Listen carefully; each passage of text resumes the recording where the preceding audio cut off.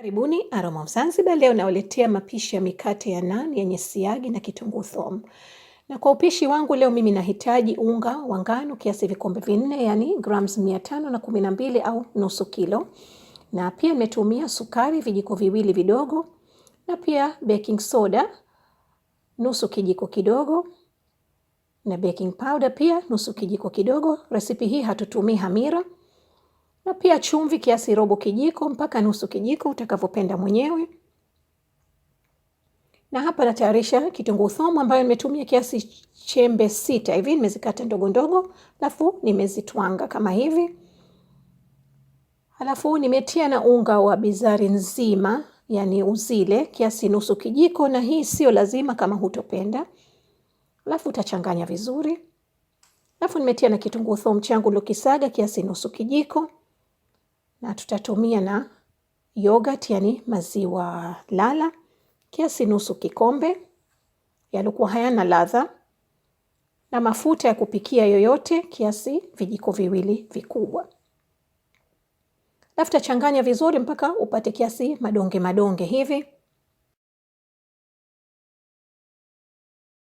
Na maji yangu kikombe kimoja ya vuguvugu, kwa vile mtindi ulikuwa ubaridi sana, na nimeanza na nusu kikombe kwanza. Tutakanda, na recipe hii tumetumia mtindi na baking soda kwa sababu mtindi na baking soda na chemistry na fulani inayotokea ambayo inafanya hizi naan ziwe laini na ziwe yani fluffy hivi kama pamba. Okay, alafu nimeongeza tena robo kikombe, alafu nimemalizia na robo kikombe. Na unga huu unatakiwa uwe mlaini na una nata, kwa sababu unga kuwa mlaini na naan zako zitakuwa laini. Unaweza kutumia, inawezekana ukatumia maji zaidi kushinda mimi au kidogo kushinda mimi, lakini tofauti yake sio kubwa sana, yani kiasi kijiko tu. Utakanda vizuri na utakuwa na shida kukanda kwa sababu unga ni mlaini sana, kwa hivyo unatumia mafuta kila wakati mpaka unga wako ukandike vizuri. Mimi nimekanda kiasi dakika 5 mpaka 8 hivi, unga utakuwa sawa.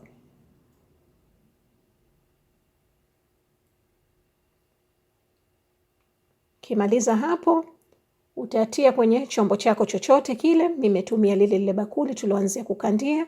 Utaweka mafuta kama utapenda, la kama hutopenda mafuta unaweza ukamwagia unga kidogo ili huu unga wako usigande chini kwenye bakuli. Alafu uchukua kitaula au kitambaa kimaji hivi, utafunika kiasi saa 1.5 mpaka masaa 2. Sasa hivi tuko tayari kutengeneza siagi yetu na kitunguu thom, na hii siagi ilikuwa ibaridi na ikoroga kama hivi ili kwa sababu siagi inayayuka mara moja na inaungua mara moja. Kwa hivyo nilikuwa sitaki siagi yangu iungue, ndio maana nilikuwa nayayusha kama hivyo kwenye moto mdogo mdogo. Alafu nimetia na hicho kitunguu thom kilosagwa. Unaweza kutumia nusu kijiko mpaka kijiko kimoja kikubwa, kidogo kikubwa, inategemea unapenda kitunguu thom chako kiwe na ukali wa aina vipi kwenye hii mikate. Ikisha kuanza kuchemka kama hivi, utaizimia moto, uweke pembeni kwa sababu siagi na kitunguu thom vinaungua mara moja. Hapo na robo kikombe cha maji, nimetia na kiasi nusu kijiko cha chumvi. Tutachanganya vizuri mpaka iyayuke. Alafu tutaweka pembeni. Sasa hivi unga wetu uko tayari. Niliongeza mafuta kidogo na nimeukata mafungu 8, na size ya mikate hii inategemea na chuma chako ulikuwa nacho cha kupikia. Kwa hivyo kama una chuma kikubwa unaweza kufanya mikate mikubwa. Chuma changu kidogo, kwa hivyo nafanya 8. Sasa hivi tuko tayari kusukuma, na utaweka unga chini na juu kama kawaida kama unavyosukuma chapati. Na unene mimi wasipendi iwe minene sana au membamba sana, kwa hivyo unafanya sentimita kiasi robo mpaka nusu, yani isifike sentimita. Okay, na basi utasukuma, na hakikisha mimi chuma changu sasa hivi tayari nimeshakiweka kwenye moto. Hakikisha kiwe kizito, na utasukuma kama hivyo. Na mara nyingi shape ya mkate huu unakuwa wanaita nini, teardrop, yani kama chozi lililoanguka, inakuwa kama juu membamba, chini minene, lakini unaweza kusukuma kufanya shape yoyote mwenyewe utakayoipenda. Tukisha kusukuma, utageuza mkate wako upande wa pili, alafu tutapakaza ile maji ya chumvi, na unaweza kutumia vidole pia kama sio lazima na brashi. Na haya maji ya chumvi ni kama gundi kugandisha baina ya mkate na chuma kimoto, kama tunavyofanya mkate wa ufuta. Alafu utanyanyua kama hivi. Wenyewe wana kitu ambacho wanabebea, inakuwa hii shape haiharibiki. Sasa tayari kutia mkate kwenye chuma kimoto, na utapata kama sauti hivi vile maji yakiwa yameshika kwenye chuma kimoto. Ukisha kuweka, utazidisha moto wako wakati huu, na kama chuma chako chepesi, mkate wako utaungua chini. Kwa hivyo uwe unajua kucontrol moto na chuma unachokitumia. Ukisha kuona mabofu kama hivi, utageuza upande wa pili. Wakati moto mkali, unaweza kutumia jiko la gesi, sio jiko la umeme tu, au jiko la mkaa.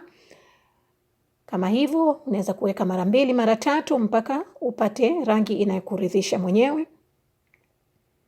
Alafu mkate wetu uko tayari kutoka.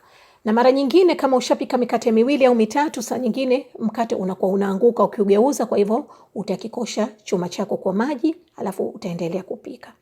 Unaona hivi inatakiwa rangi kama hiyo, na chini uko crispy.